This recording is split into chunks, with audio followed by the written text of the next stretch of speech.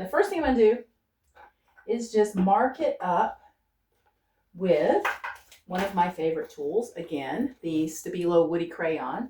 And this is dark, so I'm going to use a light crayon.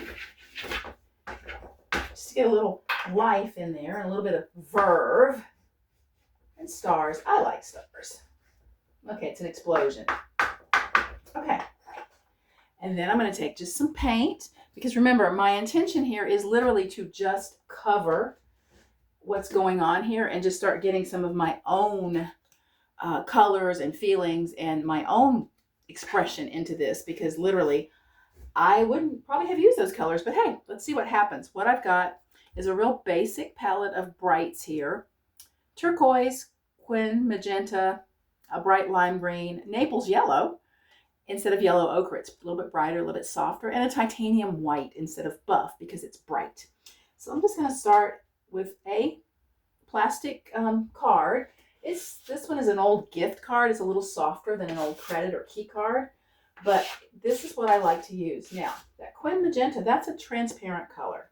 So unless I mix it with something else, like yellow, it's not going to cover, but that's okay.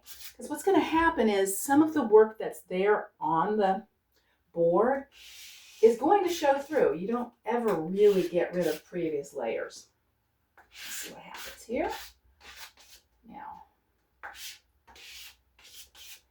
and I'm letting the colors mix on my card as I go, just to see what happens. Okay, to the edge. Oh, I like that color. That's really pretty. Here's some more of this magenta. Put that with the white. And you can see I've got quite a bit of paint built up on this card. And I can meter it off, so to speak. And it's mixing as I go. I like that look. I think that gives me a nice look.